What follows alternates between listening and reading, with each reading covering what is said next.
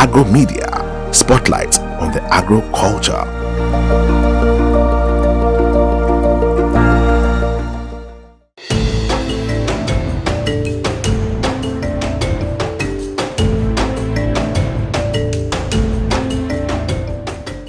My name is Oxford Abgoli. I'm a farmer, so you can call me Farmer Oxford. Currently, I have 2 masters, one in finance and another in economics. And I'm also a chartered accountant and a member of Institute of Chartered Accountant Ghana.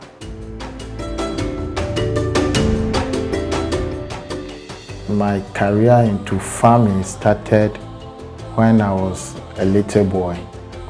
By then I was in class 6, where in our community, that is the South, Ketu South, popularly known as Aplau, my father started doing garden. So when we close from school, you go straight to the garden.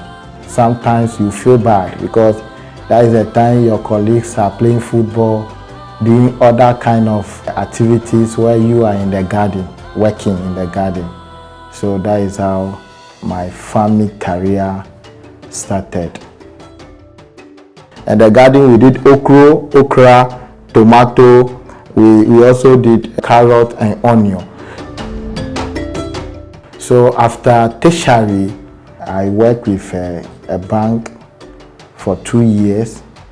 I feel having some passion in agriculture, though I didn't pursue agri courses. In 2015, when the opportunity came to join agri sector to work there as a finance manager, I took the opportunity. Just like any other calling, the calling to be a farmer is divine and is no respecter of your achievements or impacts elsewhere. It will surely win you over like it won Oxford. At that time, I have a first degree, I have HND in accountancy and also BCom. And also by then I've started chartering, level 3 by then. When I joined the industry, by a year, I was a chartered accountant. By then, the bank is even giving me more money by the job. As a finance man by then, I'm not only limited to do paperwork. I took the opportunity to learn on the job. So on the field, when you bring a report for payment and all those things, I ask questions. So after asking those questions, I follow up to the field. So I quickly joined the team that do the inspections on the fields. So I'll go to the farm. By that time when they are planting, I'm following what are you doing before you plant. We are doing pegging. I follow the pegging. After pegging, we do the planting in lines, 1 seed per hole. Why are you doing 1 seed per hole? I want to learn more about agronomic practice. So after then, I will come back home, do research on those things. So then my interest started building up. Other opportunities that are open to me was when donors opportunities are coming to apply for grants and other project works. So when we write a proposal, you must defend the proposal. So you must know the practical things on the field before you write the proposal, so that it won't be like a theory kind of proposal. So that was when the transition comes in. So quickly, I later on joined the project team as a project man. So if you are project manager of a company, you must make sure that the field work, you have it under your control. The office work, you must have it under control. That is where the transition fully came when I joined fully as a full-time farmer.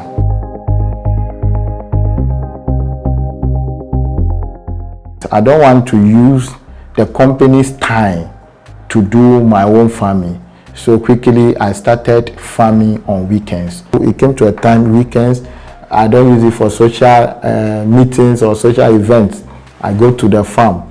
So that is why I started learning more, because you will be facing challenges when you fully enter into the farming. I also brought some boys on board to also support me when I'm at work. So that is where the development grown to become a full-time agric and a seed company currently. And with this transition, Greenland Seeds, a seed production company, was birthed, producing hybrid and open pollinated variety maize, rice, cowpea, soybean, sorghum and groundnut improved seeds to Ghanaian farmers. The first crop, that was maize because we are doing seed. So the interest was the OPV seed and the hybrid. So if you are selling seed, you must know much about what you are selling to the smallholder farmers. So I did maize over 25 acres, and by then, after harvesting, the challenge we faced was post-harvest losses. We are in the southern zone, so when the minor season set in, we couldn't dry on time, so we have lost over 60% of our harvest by then.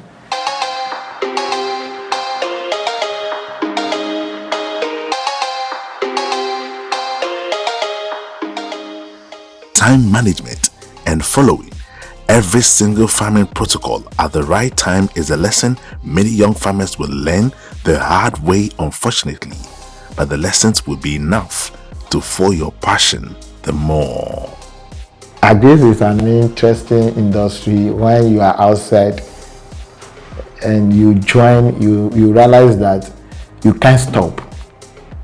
You can't stop because you have this joy when you wake up and you go to the field in the morning and you see your plant in greens. So the next season, I went in for 50 acres. And that was when I would say we break even because of the previous losses.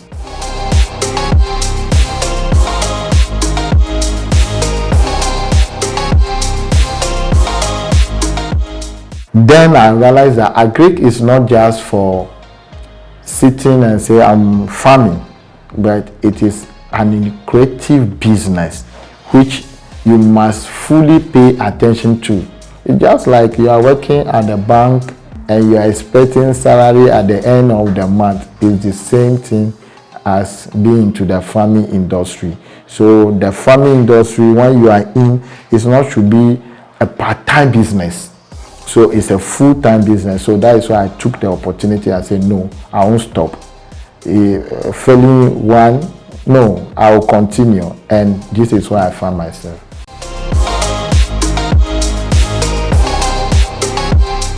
The agricultural value chain, a widely used phrase, centers on the ideas of actors connected along a chain, producing and delivering goods to consumers through a sequence of vertical and horizontal activities that do not function in isolation. Oxford ventured into the agricultural space when he was able to identify which role along the chain he would want to play. The agri sector is a long value chain to the extent that until you cook and eat, that is where the value chain comes to an end. So I fully entered into seed production. Seed production because I see it to be the starting of farming. Then we focus on our own farm safe seeds. You know, those days when our parents go to the farm after the farming, we pick 10, 20 pieces down. Then they'll say that the next season we will plant it again. So that is what we call farmer safe seeds. So in the seed production, we call something certified seed. That is where I found myself. We have the researchers that work on the breeder seeds. We also have institutions that work on the foundation seeds. So our company focus on the certified seed, where we buy from the institutions that work on the foundation seeds and also produce and sell to the smallholder farmer. That is a certified seed. Currently, we are into hybrid maize of the maize yellow and the white one. We are also working to bring a color, orange color. Then for the rice, we are producing our own release materials released by the seed council. The one that are common to all of us are rice seed. We also have Legion 1, which we locally we name it X-Biker. Then we also have Amankwetia. We are also doing Jasmine 85, which we call it Bewa rice seed. So those are seeds that we are producing. Then we come to soya beans. We are doing Afayak and also Favor. Those are certified soya beans. And we are also doing cowpea, which is locally called beans, the cowpea. So we have different, the brown eye, the black eye. We are also working with Sari, where we are also bringing another improved variety of cowpea. So those are the crops that we are focusing on. We also do groundnut and other millet and sorghum, but those one on low key because we are looking at market availability before we increase production of those one. But our major portfolio when it comes to the seed production is maize and rice and soya beans.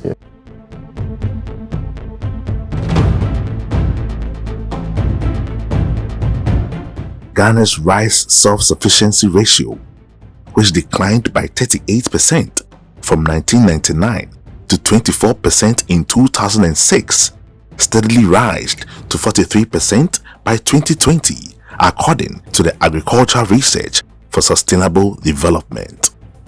Interestingly, rice imports decreased by 45.3% between 2021 and 2023, according to the Ministry of Food and Agriculture, MOFA, offering local rice producers the opportunity to increase their production to meet the created demand. Currently, the rice industry production have increased. It has become one of the best commodity to produce. So even though initially our portfolio we are doing maize, this year production we have reduced the maize and we are doing more of rice. This year we are doing over 40 acres of rice across the country, which tells you the investment we are pushing into the rice industry. MOFA also claims that total consumption of rice in 2020 rose to 1,440,000 metric tons. This would mean that every Ghanaian would consume an average of 45 kilograms of rice annually. When you come to the farming season, you realize that all of us, we are into maize. Small corner, somebody is doing small maize and those one. But the rice production is a special production to the extent that it's only people who have good knowledge in the rice that can produce the rice. The rice has become so much to the top that even other countries are chasing us to get our variety in the country.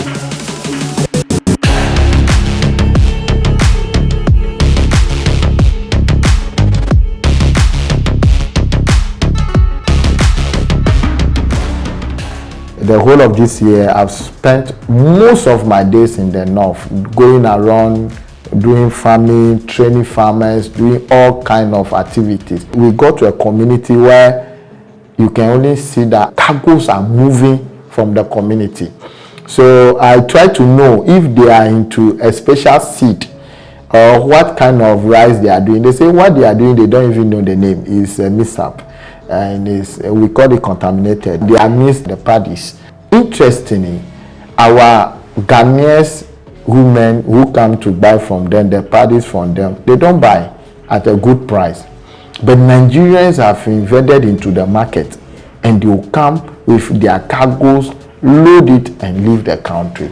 So you realize that the northern zone of the country, they are farming, but most of their goods are leaving the country, and most of those goods that are leaving the country are rice. So that is why the focus to increase the production of rice and the market demand too is there. A farmer just like any other businessman, is in to make profits. Communities closer to the borders of Burkina Faso and Togo in the north would continue to experience an influx of foreign traders, more so with local farmers earning more in CFA than in cedis trading with these foreigners. A ban on the exportation of cereals by MOFA is in the right direction. Adding to this ban should be a more practical solution to curb the influx of foreign traders with attractive market prices for our government-sponsored planting for food and jobs grains and cereals.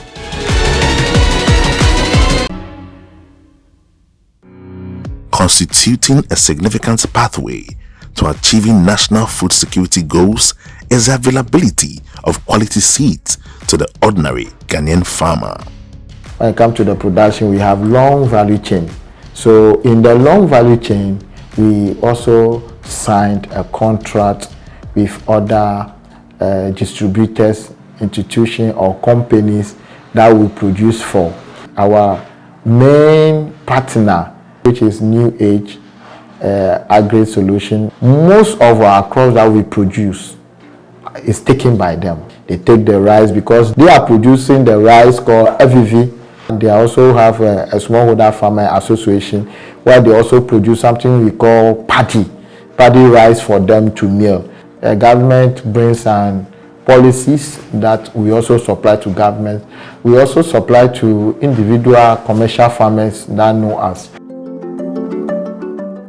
Sima Nab is an agriculturist who believed in the philosophy of teaching through demonstrations. As a father of demonstration farms, he saw demonstration farms as an avenue to research and test new methods and inputs, giving farmers a step-by-step approach on how to adapt to new trends. As a seed-producing company, Wayland Seeds' main marketing strategy has been demonstration farms. Our main strategy is demonstration. Demonstration because that is the only way the farmers can change their mind towards a seed. Because those times they know a seed called Ubatampa or Mankwa. But there are new materials that are hybrid, drought tolerant. Climate changes, there are materials that are helping us. So you must demonstrate those seeds on the field for farmers. Bring them to field day. Tell them how you go about it. And don't only do it as a company, because if you do it as a company, they will say you are doing magic. So you involve them through the whole process. Then you bring them together and bring other farmers and then educate them on the new material. That is our major strategy. On the spot, some farmers will just order 10 bags, 20 bags, and it's very expensive.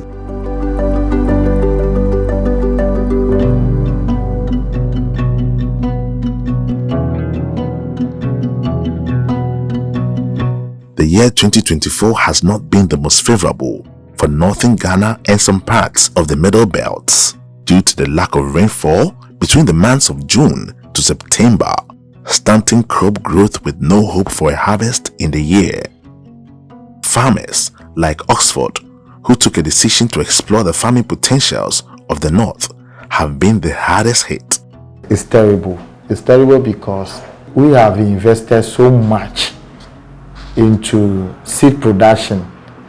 We bought foundation seeds from the researchers. We had first rain. We nursery some of the rice. The maize, we planted the maize. We broadcast some of them. More than 150 acres. And the germination, most of them, some germinated and didn't rain for over 1.5 months. And we have lost everything.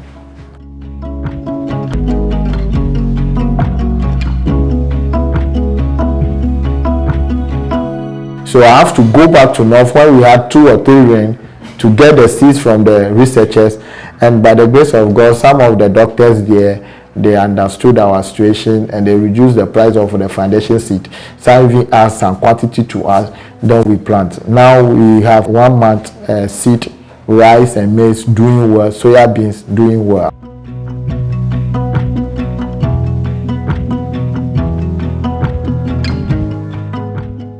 Although the northern region experienced the dry spell, some parts of the country also had very little to no rainfall within the same period. 928 farmers from the northern, upper west, savannah, northeast, upper east, and Bono regions were most affected by the dry spell.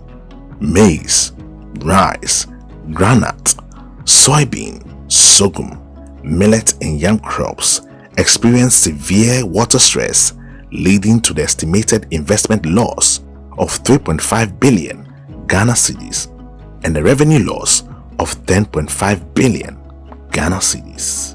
In the region, the Volta region, we lost over 65 acres here at Kojo, and that is fully rice.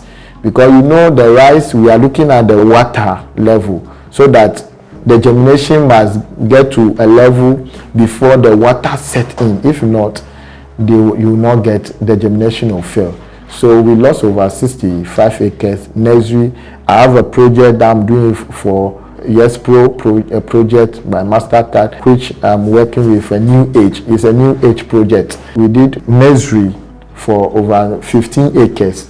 We lost everything. So it tells you that it affected us big time.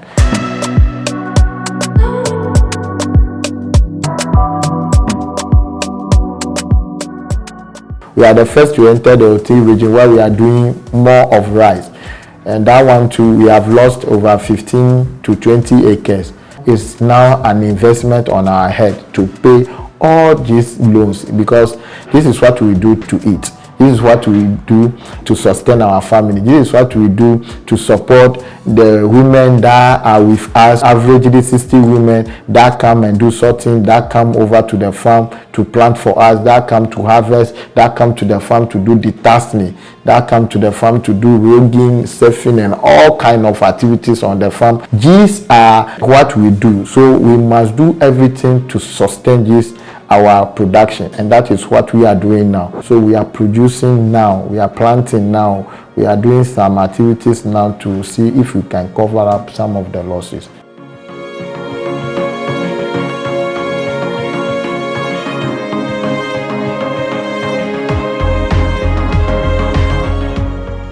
Irrigation has been largely necessitated by the seasonability and unreliability of natural rainfall. The northern parts of Ghana have had challenges with efficient irrigation systems that supply farms distances away. Mostly when it comes to these dams, the impact can be seen around only the people around the community, because there is a dam, but there is not pipe link to other individual farmers. We must know that this country 60% of the farmers are smallholder farmers, and these people are the people who feel Ghanaians. They feel Ghanaians because they send their produce to the market, and those farms, there are no linkages to have access to water. The main industries, the main companies who are into commercial farmers, what they produce is whether they are sending it to big companies or they are exporting. And the people who constructed this dam, sometimes they don't do their due diligence very well. So you realize that when the drought sets in, you will not see any water in the dam. So you realize that these dams are there, but the real people who are suffering are people who are doing 2 acres, 3 acres, 4 acres, 5 acres. I would suggest that it's not only going to the community and construct dam is the issue. We must identify people who are already into major production there and see how government partner with them so that they now are responsible to those dams, and make sure that the dams are working. They connect the pipes to the farmers' field, so that when this climate change or drought sets in, we can able to have water to feed our crops.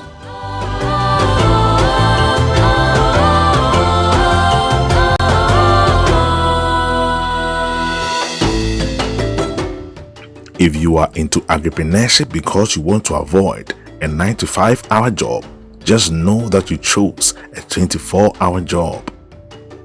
There are no standard working times for an agripreneurial job like farming, specifically seed production. Every day, every hour, every minute, every second and microsecond counts.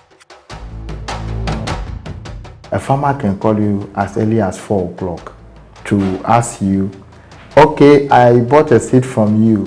I want to plant the seed. How will I go about it? But there is instructional labels on the seed. But the farmer wants you to talk. So from that 4 o'clock to the whole day, you are doing farming activities. I have to sometimes go to the field early in the morning from 7 that way. Maybe there is a planting going on. See those activities. What are they doing? Are they planting? Are they applying fertilizer? Are they spraying the field? How is the plant doing on the field? You see it. You come back home. You have to freshen up, rush back to the office, do other meetings, do reporting. In the evening, you have to go back straight to the farm to see if those activities they are performing, if they are done, if they will continue the next day.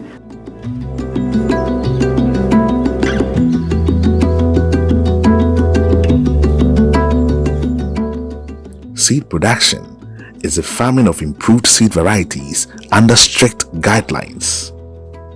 These improved seed varieties are then used by farmers to cultivate crops with the purpose of increasing productivity and overall crop production in a bid to anchor food security. This is achievable through mass utilization of varieties which are high yielding, resistant and tolerant to pest and disease pressures, ecologically suitable, tolerance to drought and soil mineral toxicity. This should be backed by good agronomic practices, fertilizer and pesticide application under conservative agriculture. A typical rice seed production by a seed production company like Greenland Seeds begins with the sourcing of seeds, the selection of a fertile light textured land with adequate irrigation and drainage systems. The land is then prepared, followed by the preparation of the nursery bed and sowing of the seeds. Application of fertilizer comes next, followed by labeling of each nursery for easy identification. The next step is to manage your nursery by watering, removing seeds, applying ammonia or urea when seeds germinate, controlling rodents, insect pests and other animals, and the application of insecticides. When nurseries are about 25 to 30 days old, flat fields where nursery seedlings would need to be transplanted for 24 hours, and drain fields for another 24 hours before transplanting. Fertilizer application and labeling of the fields would need to be carried out on the field again. Controlling the growth of weeds, the availability of water on the rice, as well as periodic inspections needs to be adhered to until harvest. And after the production season is done, you have to now something we call processing. And the processing is a critical place when it comes to seed production, because in the processing is where we are looking at quality. We are looking at the quality of whatever you are going to give to the farmers, whatever you are going to give to the agro dealers, whatever government want to buy, your partners want. They want quality. So in that quality, you must be on the field, on the processing. They process all the seeds. If they are doing sorting, you monitor them. They do all the activities. Then the machine cleans. They package it, they treat it, and keep. So it's full of a lot of activity on a normal day for us, and sometimes I get home 10 o'clock, 11 o'clock, and I have to wake up in the morning and continue. If you have a meeting in Accra, then you have to wake up as early as 2 o'clock and ride to Accra, because the meeting will start at 8 9. You'll be there, you go from there. If you are traveling to Tamale or you are going to the northern sector to train.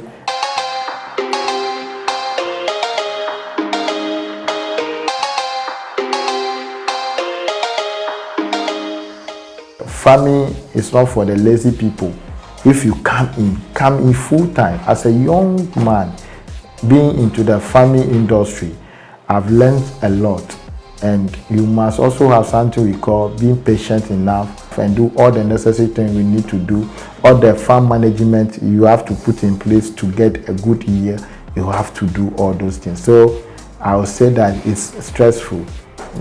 All day round, you have to continue doing the same activities. Seed production requires proper storage in order to preserve the viability of the seeds.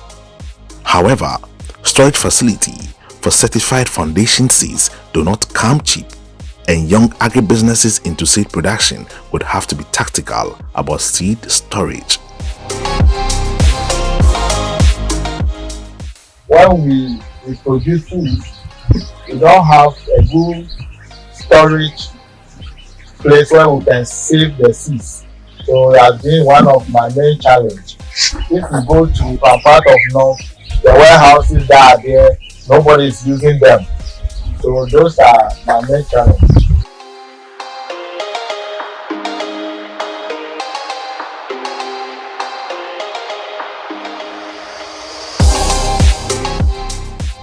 Every challenge faced by farmers in their farming activities has three main components: financing, and financing. If we have access to finance, I think issue about my warehouse will be solved. Issue about my production, input that I'll be using for the farm, like this farm, input that I'll be using, the fertilizers I will use, the chemicals I will use, I can buy them. So access to finance is one major challenge that we face.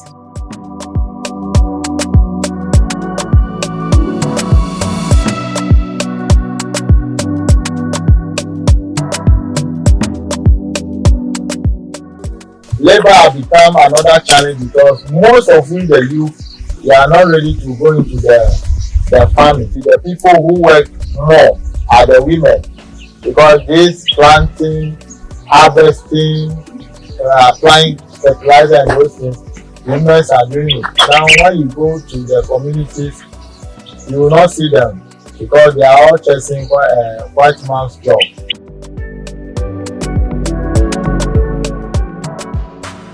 I've been using planting for food and job.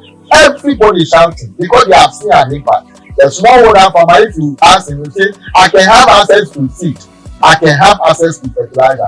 Planting for Food and Jobs Policy, popularly called PFJ by the government of Ghana, was implemented in 2017 to increase food production, promote farming as a noble and profitable business, change the attitude of the youth towards agriculture, reduce imports, and increase food exports, as well as create jobs. The Party for Food and Job Phase 1 was one of the good policy for we, the farmers, because the usage of our seeds have increased. Initially, the usage of seeds was around 5 to 10%, but now has increased almost to 30%, which means that the farmers have no seed. So every season, farmers are chasing for seeds to buy and plant. They are no more using the farmer sales seeds. Another thing is that they are giving us an opportunity to increase capacity. We also learn more about the seeds that we are producing. Also, the researchers have to increase the potentials of those seeds so that we can also get more use to supply. So Planting for Food and Growth Phase 1 has been a policy that has positively affected our production.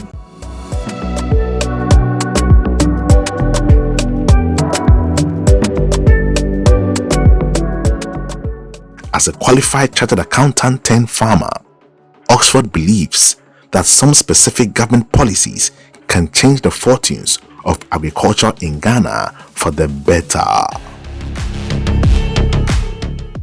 I'm looking at the policies that will be in terms of tax reductions, tax waivers that can give us opportunities to also bring our inputs that we need, agricultural equipment, small tools that we need on farm to produce more. I'm looking at the policy that will come and lay embargoes on some of importation of some of our commodities that we know we have the capacity in this country. Let's assume rice production like this. We should not be continuing importing rice and expect that we can produce rice in our country to meet the demand. If government can bring a policy that will invest into our rice production and later on maybe 2 or 3 years, then lay embargo on the importation of rice. I'm also looking at a policies where systems will be put in place, availability of demand, so that the market linkage can work for all of us in the value chain. I'm also looking at a policy for the youth in agriculture and the women who are in agri, so that these policies can encourage us so that we can have access to funds and access to donors, access to investors, also opportunity for workshop and training of the youth and the women in the agri sector. Looking at policies that can also help the smallholder farmer in that village, that will train that smallholder farmer to know the best agronomic practices. Policies in the warehouse system where the government will partnership with some of the companies that will build a warehouse for us.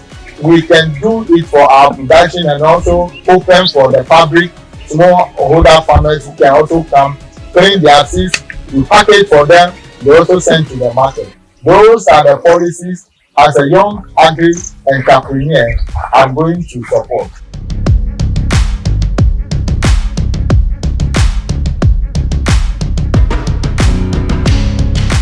Seed production companies can only thrive with efficient collaboration with farmers in the communities where they operate. These kinds of collaborations begins with training of smallholder farmers. We go to a community, we train the farmers in the community. For example, Ghana Scale Development Fund, they have given us money to train farmers and train our staff. We also support in terms of donors, donations to people in the community that we produce.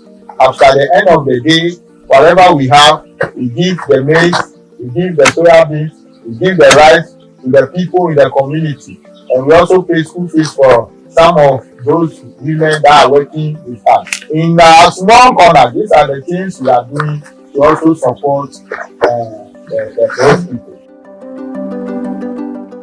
There is dignity in diligent labor indeed. Oxford's efforts in becoming a seed producer of repute with his company, Greenland Seeds, earned him the Volta Region Best Youth Farmer in the year 2023. This recognition fueled him into achieving more by expanding into other regions rapidly. I feel so proud, so honored, also so humble to be one of the best youth farmers in the region. And through my hard work, and today I'm talking to you, I've moved from the Volta region to the northern region. It tells you that those recognitions have really given me encouragement to do more, to strive more. We appreciate the ministry, we appreciate the PPRSD who are doing all their best to make sure that we do the quality, we do the right thing.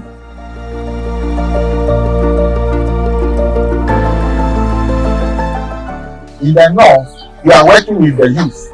In the north, We are partnering with some seed companies already, and we are working together to see how we can grow the seed industry of the country.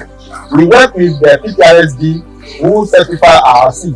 These institutions, they are interested in greenhouses. They are interested in some of the young seed companies that are coming, and they have the capacity, they have the potential.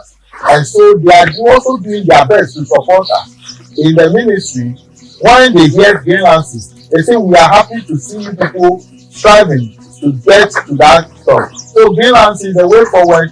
We want partnership with companies in the country who want to work with us, all the individuals who want to go into the agric, all the corporate workers, they want to join the farming industry. One of our pillars is a partnership. One of our pillars is capacity building. So we are ready to work with those people. We are ready to farm with them.